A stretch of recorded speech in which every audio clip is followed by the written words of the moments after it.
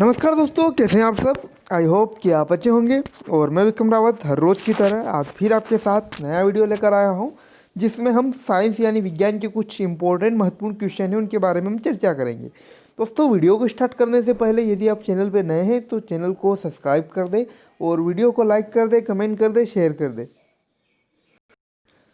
दोस्तों, साइंस के ये जो इम्पोर्टेंट क्वेश्चन है, यदि आप एसएससी, एनटीपीसी, रेलवे या इसके अलावा दिल्ली पुलिस या इसके अलावा जो जेल प्रहरी, एमपी पुलिस की जो एग्ज़ाम है, अगर उसकी आप तैयारी कर रहे हैं तो आपका जो साइंस का जो बेस नॉलेज है वह आपका कुछ कंप्लीट होना बहुत ज़रूरी है। तो उसको कंप्लीट करने के लिए हम रोज़ कुछ नया वीडियो लेकर आते हैं। तो स्टार्ट करते हैं दोस्तों आज के कुछ इम्पोर्टेंट क्वेश्चन। पहला क्वेश्चन है, वनस्पति विज्ञान के जनक के नाम से कौन जाना जाता है। तो यहाँ पर आंसर दोस्तों थ्रियोप्रैक्टस। थ्रियोप्रैक्टस को जो है वनस्पति विज्ञान के जनक के नाम से जाना जाता है। इसके बाद पौधे की आयु की गणना कैसे की जाती है। तो आंसर है वार्षिक वलयों को गिनकर। दोस्तों, जो पौधे में वार्षिक वलय होती हैं उसके तने में, तो उनको गिनकर पौधे की आयु की गणना की जाती है। इसके बाद नेक्स्ट, हृदय और फेफड़ों की आवाज़ सुनने के लिए डॉक्टर किस यंत्र का उपयोग करता है। तो इसका आंसर स्टेथोस्कोप। तो जो दोस्तों जो डॉक्टर होता है जो मरीजों का इलाज करता है, तो उनके जो हृदय की धड़कनों को सुनने के लिए जो यंत्र का उपयोग करता है उसको स्टेथोस्कोप कहते हैं। इसके बाद शरीर में रक्ताल्पता की बीमारी को क्या कहते हैं। दोस्तों, जो शरीर में रक्त की कमी यानी खून की कमी हो जाती है तो उस रोग को एनीमिया कहते हैं। इसके बाद नेक्स्ट, जो रासायनिक पदार्थ जीवाणुओं को नष्ट करते हैं उन्हें क्या कहते हैं। तो इन्हें दोस्तों एंटीबायोटिक कहते हैं। एंटीबायोटिक वे पदार्थ होते हैं जो एक सूक्ष्म जीव द्वारा उत्पन्न होते हैं तथा दूसरे सूक्ष्म जीव के लिए हानिकारक होते हैं। तो यह है एंटीबायोटिक। इसके बाद बीसीजी का टीका किस रोग से बचाव करता है। तो यह है दोस्तों क्षय रोग। क्षय रोग यानी टीबी, जो माइक्रोबैक्टीरियम ट्यूबरकुलोसिस है, जो जीवाणु के कारण होने वाला रोग है क्षय रोग, उस बीमारी के निवारण के लिए बीसीजी का टीका उपयोग किया जाता है। अशुद्ध रक्त किस में बहता है। तो यहाँ पर आंसर दोस्तों शिराओं में। जो हमारे शरीर में धमनी और शिराएं होती हैं, उनमें से जो शिराएं होती हैं उनमें जो है अशुद्ध रक्त बहता है, जबकि जो धमनियाँ होती हैं उनमें शुद्ध रक्त बहता है। लेकिन दोस्तों इनमें अपवाद स्वरूप जो फुसफुस यानी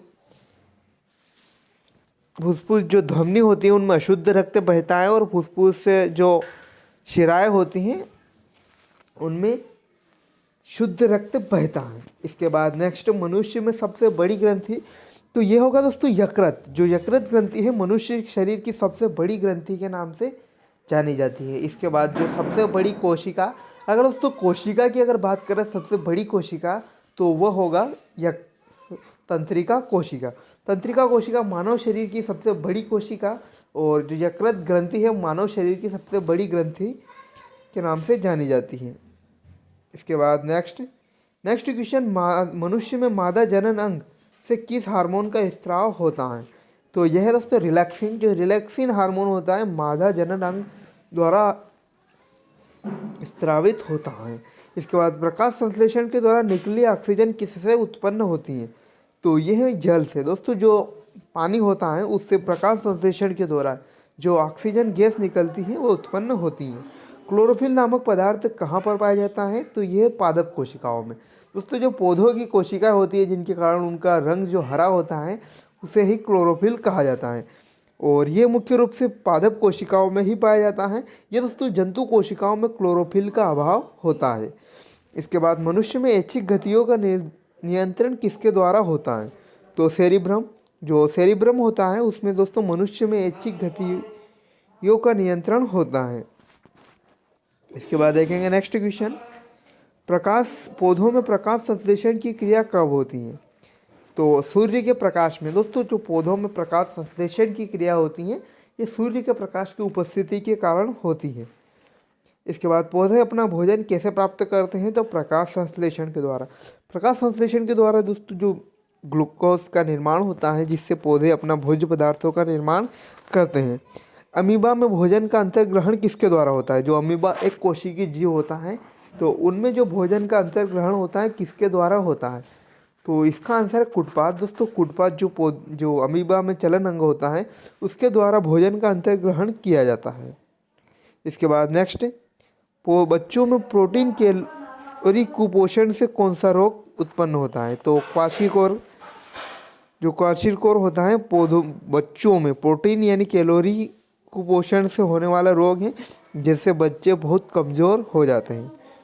कुत्तों के द्वारा उत्पन्न होने वाला रोग कौन सा है? तो यहाँ पर दोस्तों रेबीज, जो रेबीज रोग है कुत्तों के काटने द्वारा मनुष्य में उत्पन्न होने वाला रोग है। सेब में कौन सा तत्व अधिक पाया जाता है? तो आयरन। जो एपी होता है दोस्तों उसमें लोहा सबसे अधिक मात्रा में पाया जाता है। इसके बाद नेक्स्ट, ऊर्जा उत्पादन के लिए प्राय कोशिका प्राय किसका उपयोग करती है? तो ग्लूकोज। ऊर्जा उत्पादन में ग्लूकोज का महत्वपूर्ण योगदान होता है।